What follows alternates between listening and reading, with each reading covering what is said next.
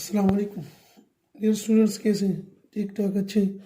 उम्मीद है बेटा खैरियत से होंगे जी। तो आज का हमारा टॉपिक है एसी टर्मिनोलॉजीज, यानी हम पढ़ेंगे बेटा अल्टरनेटिंग करंट के साथ जो टर्म्स रिलेटेड है उन टर्म्स को बारी बारी पढ़ेंगे बेटा। और आपको दिखाई दे रहे हैं बेटा कि 4 टर्म्स रिलेटेड है एसी के साथ। एक है instantaneous value of alternating current और अल्टरनेटिंग वोल्टेज, साइकिल किसे कहते हैं, टाइम पीरियड डिफाइन करेंगे और फ्रीक्वेंसी। यानी फॉर अल्टरनेटिंग करंट और अल्टरनेटिंग वोल्टेज हम 4 चीज़ें डिफाइन करेंगे, instantaneous value, cycle and time period और उसके साथ फ्रीक्वेंसी। तो शुरू करते हैं बेटा। फर्स्ट जो कि हमारे पास है इंस्टेंटेनियस वैल्यू। नाम से देखो जो बेटा पता चल रहा है इंस्टेंट, यानी इंस्टेंट किसे कहते हैं बेटा, लम्हा। किसी भी लम्हे पर आप लोग फर्स्ट ईयर में पढ़ चुके थे बेटा, instantaneous velocity, instantaneous acceleration, instantaneous speed, बिल्कुल वही चीज़ हमारे पास। लेकिन इस वक्त हम ये value alternating current, alternating voltage के लिए डिफाइन करते हैं। तो हम कहते हैं बेटा द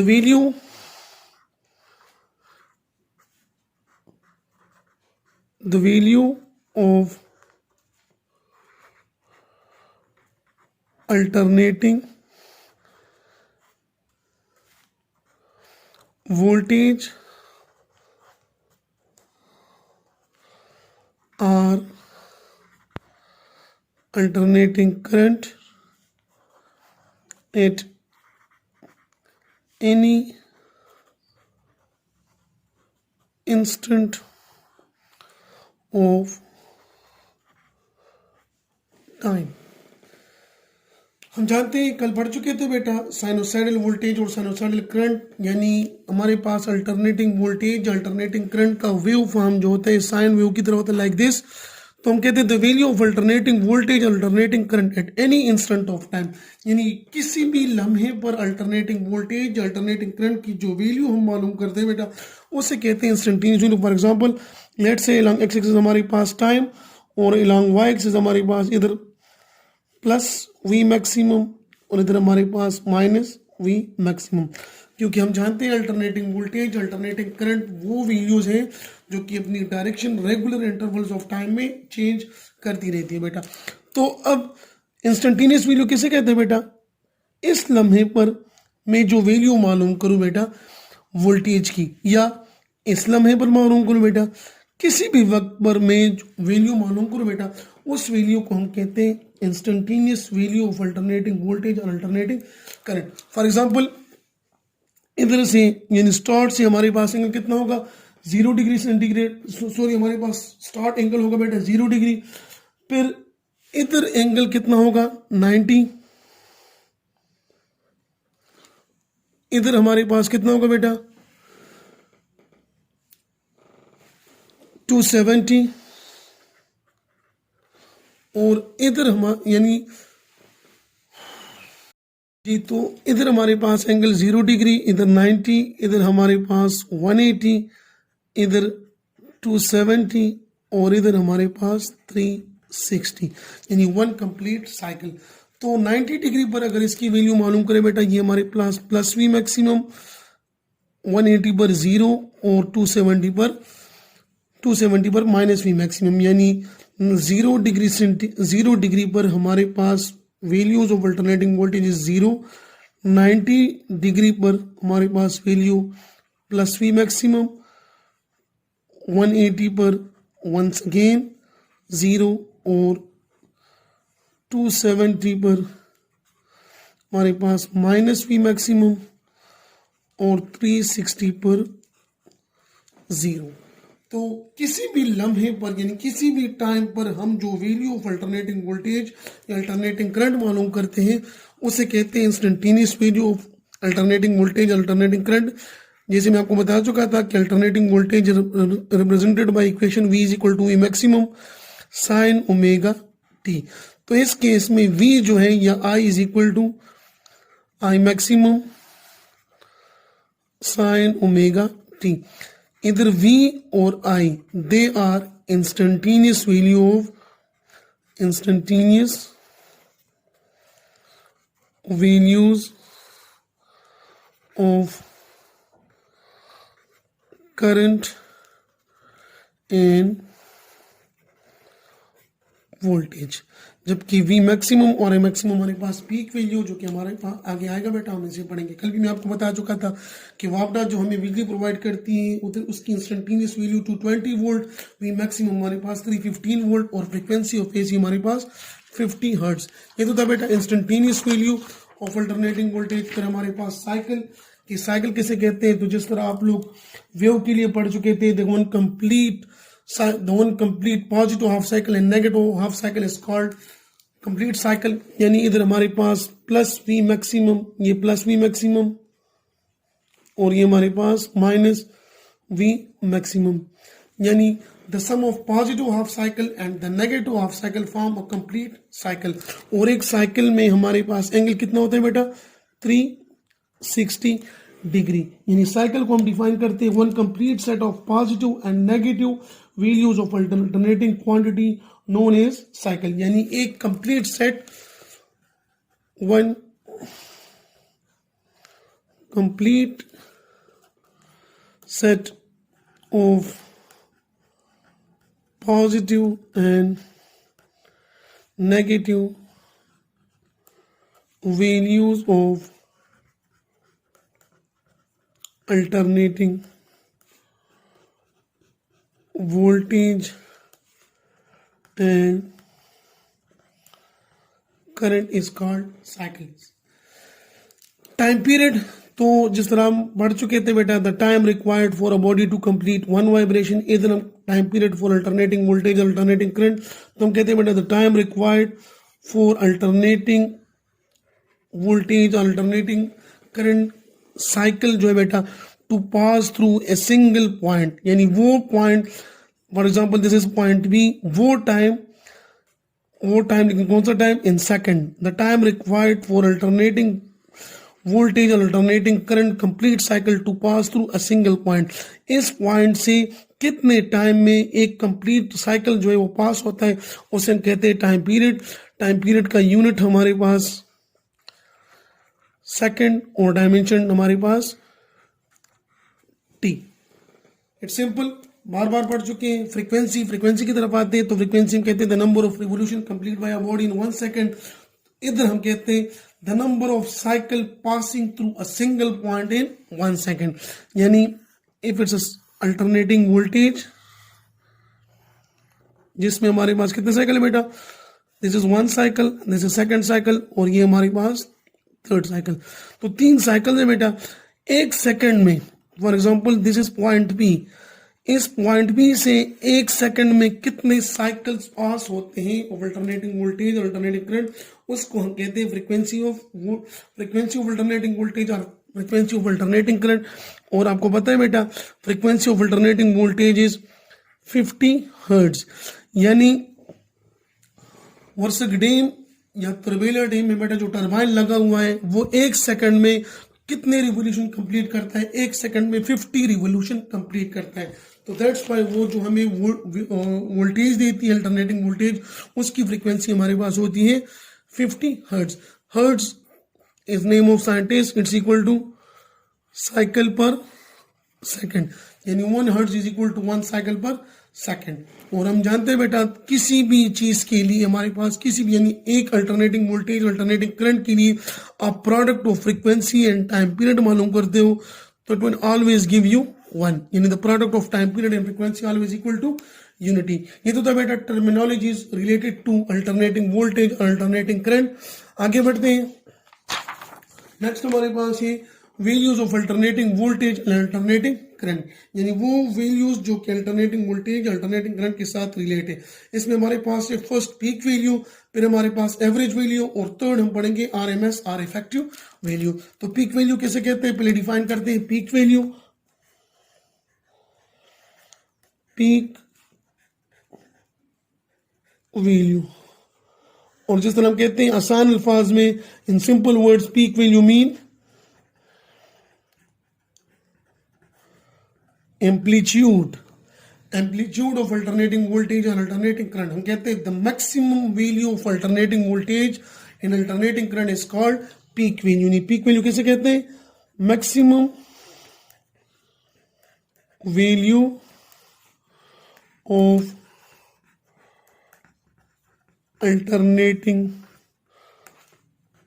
voltage and करंट। और रिमेंबर बेटा, पीक वैल्यू जो है एक साइकिल में अपने आप को 2 बार रिपीट करती है। फॉर एक हमारे पास पॉजिटिव यानी दिस प्लस वी मैक्सिमम, और ये हमारे पास माइनस वी मैक्सिमम। सिमिलरली अगर करंट के लिए बेटा तो दिस इज प्लस, तो पीक वैल्यू डिफाइन कर रहे थे बेटा, maximum value of alternating voltage in alternating current in one cycle is called its peak value, यानी plus V maximum minus V maximum plus I maximum minus I maximum. और मैं आपको बता चुका हूँ बेटा, वी मैक्सिमम वैल्यू जो कि वापडा हमें प्रोवाइड करती है उसकी वैल्यू है 315 वोल्ट, यानी मैक्सिमम वोल्टेज हमारे घरों में अगर आ सकता है वो कितना होगा 315 वोल्ट। एवरेज तो 220 वोल्ट है। अब आते हैं बेटा average value of alternating voltage और अल्टरनेटिंग करंट की तरफ। तो एवरेज हम किस तरह डिफाइन करते हैं, किसी भी चीज की हम एवरेज डिफाइन करते हैं बेटा तो हम कहते हैं the sum of number divided by total number.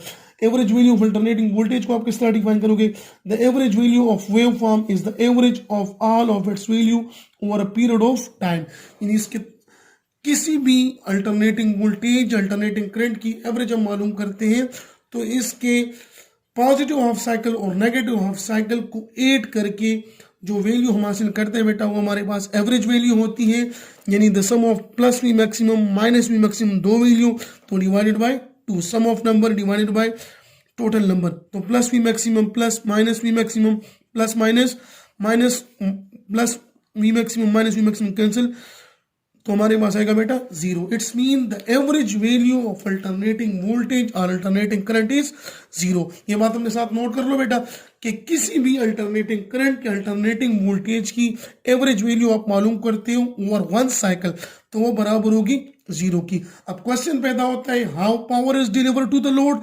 अगर average value of alternating voltage alternating current 0 है तो पावर डिलीवर किस तरह होता है लोड को बेटा, तो वो हम डिस्कस करेंगे आरएमएस वैल्यू। और आप लोग पढ़ चुके हो चैप्टर नंबर 2 में कि power deliver to the load is equal to I square R, यानी उधर हम not interested in I average, उधर हम मालूम करते हैं आई स्क्वेयर। अब अगर इधर में I maximum plus minus I maximum divided by 2, इससे तो 0 आएगा बेटा, लेकिन अगर इसका मैं स्क्वायर ले लूं तो ये हमारे पास पॉजिटिव बन जाएगा। तो it's actually I square that we are interested, हमारे पास एवरेज वैल्यू में हम इंटरेस्टेड नहीं है। To find the power deliver to the load from the source, हम इंटरेस्टेड है आई स्क्वायर में जी। तो इसके लिए डिफाइन करेंगे आरएमएस वैल्यू और effective value of alternating voltage और alternating current. What is RMS value और इफेक्टिव वैल्यू, तो लिखते हैं RMS or effective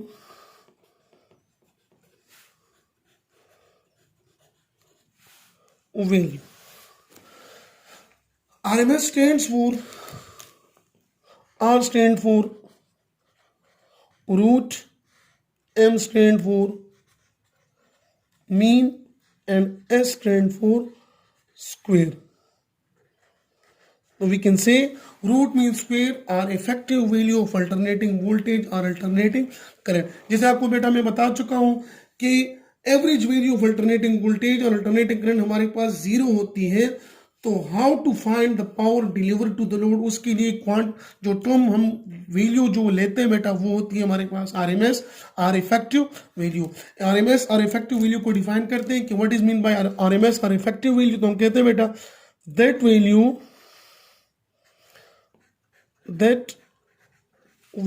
of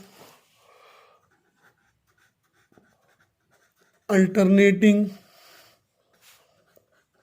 voltage or current that would produce same heat is produced by DC। यानी alternating voltage की वो value या alternating current की वो वैल्यू जो कि किसी भी सर्किट में हमारे पास उतनी ही हीट प्रोड्यूस करे जितनी हमारे पास डीसी यानी डायरेक्ट करंट प्रोड्यूस करती है through same resistor R same circuit. किस तरह बेटा, इसी डिफिनीशन को मैं डिफाइन करता हूँ। For example this is a circuit जिसमें रेजिस्टर लगा हुआ है बेटा, और उसके क्रॉस हमने डीसी सोर्स अप्लाई की, बैटरी अप्लाई की बेटा। Let's say this is 7 ampere और इधर से ये हीट प्रोड्यूस करता है 10 जूल। कितना हीट प्रोड्यूस करते हैं बेटा? 10 जूल। तो अब अल्टरनेटिंग वोल्टेज अल्टरनेटिंग करंट की वो ही वैल्यू जो हमारे पास इतनी ही हीट प्रोड्यूस करे बेटा, उससे हम कहते हैं RMS value of alternating voltage और अल्टरनेटिंग करंट। और सिंप्लीफाई करता हूँ, फॉर एग्जांपल मैं कहता हूँ बेटा RMS value of alternating voltage is 7 ampere, sorry alternating current, RMS value of alternating current is 7 ampere. यानी RMS value of alternating current हमारे पास कितनी है बेटा? 7 एम्पियर। तो इसका मतलब क्या होगा? यानी it mean the alternating current will produce the same heating effect as that produce by 7 ampere of direct current. यानी आरएमएस वैल्यू ऑफ अगर हमारे पास 7 एम्पियर है तो इसका मतलब 7 एम्पियर ऑफ अल्टरनेटिंग करंट वही हीट प्रोड्यूस करेगी किसी सर्किट में जितना हीट हमारे पास 7 एम्पियर डायरेक्ट करंट प्रोड्यूस करे बेटा। समझ आ गई है? उम्मीद है समझ आ गई होगी कि हम कहते हैं that value of alternating voltage और alternating current that will produce same heat is produced by DC through same resistor R circuit। यानी हमारे पास ये रेजिस्टर है और हम कहते हैं 7 ampere is RMS value of alternating current और ये हीट प्रोड्यूस करती है बेटा 10 जूल। अब इसके अक्रॉस अगर हम DC सोर्स अप्लाई करें तो DC भी 7 एम्पियर पर हमारे पास कितना हीट देगा? 10 जूल। इसी को हम कहते हैं RMS value, root mean square value और effective value of alternating voltage और अल्टरनेटिंग करंट। अब हम जानते हैं I root में sinusoidal current is represented by I is equal to I maximum sin omega t, where I is instantaneous value, I maximum is peak value, sin omega t, omega is angular frequency which is equal to 2 pi f। इसमें हमारे पास frequency भी शामिल होती है बेटा जी। अब करते क्या बेटा? Now we know that power जो हमारे पास अप्लाई करेंगे वो हमारे पास किसके बराबर है? P is equal to I square R। अब this is equation 1 and this is equation number 2। करेंगे क्या बेटा? Square using equation 1 in equation number 2, using equation 1 in equation number 2। Equation 1 को इक्वेशन 2 में यूज करेंगे तो इक्वेशन 2 हमारे पास है P is equal to I square R. तो we write P is equal to I square की जगह I maximum sine omega t square into R जी। तो एवरेज पावर मालूम करेंगे, average power will be equal to I maximum square average of sine square omega t into R. अब average value of sine square omega t बराबर होती है, याद रखने साथ, साइन स्क्वेयर ओमेगा टी की एवरेज वैल्यू या cos स्क्वायर ओमेगा टी की एवरेज वैल्यू हमेशा बराबर होगी 1/2। ऊपर पुट करते हैं, we get P is equal to I maximum square R divided by 2। This is equation number A. ये हो गया हमारे पास इक्वेशन नंबर ए। यानी ये कौन सा पावर है बेटा? जो कि हम सोर्स से ले रहे हैं, वो पावर जो कि हम सोर्स से ले रहे हैं वो हमारे पास है P is equal to I maximum square R divided by 2। अब हम कहते हैं कि वो पावर जो कि सोर्स तक डिलीवर हो रहा है बेटा, तो वो होगा बेटा if I R M S is the effective value of AC। तो पावर डिलीवर होगा बेटा वो बराबर होगा P is equal to I R M S square into R. This will be equation number 2. ये power apply to the source और ये हमारे पास power deliver. Comparing equation 1 and 2 we get I RMS square into R is equal to I maximum square divided by R into I maximum square R in I maximum square multiply by R divided by 2. दोनों तरफ से R और R cancel. I RMS square is equal to I maximum square divided by 2. Square खत्म करने के लिए taking square root on both side, दोनों तरफ स्क्वायर रूट लेंगे बेटा. तो ये इसके साथ cancel. I R M S I maximum square पर स्क्वायर रूट अप्लाई करेंगे तो वो कैंसिल हो जाएगा बेटा. और 2 पर अप्लाई करेंगे तो under the root 2. This is a very very important equation to find the alternate, to find the root mean square value of alternating current. Similarly we can right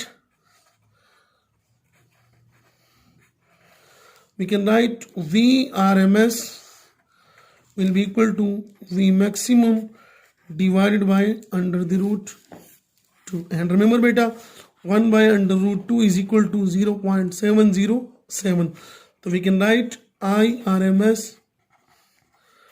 is equal to 0.707 into I maximum. Similarly VRMS is equal to 0.707 into we maximum. तो ये दोनों equation बेटा आगे हम short question में भी use कर, इस पर शॉर्ट क्वेश्चन भी आ सकता है. यानी आपसे पूछ सकते हैं बेटा कि what is the peak value of alternating current. अगर आपको IRMS गिवन हो तो अंडर रूट 2 को इधर मल्टीप्लाई कर लो, you will get the peak value of alternating voltage. Similarly अगर आपको peak value of voltage given हो और आपसे or root mean square value or effective value of alternating voltage मालूम करना चाहे बेटा, तो simply peak value divided by under root 2 or peak value multiplied by 0.707. So this is all about the RMS value of alternating voltage and alternating current. उम्मीद है बेटा समझ आ गई होंगी. If you have any question then you can ask me. मिलेंगे इंशाल्लाह next lecture में. अल्लाह हाफिज.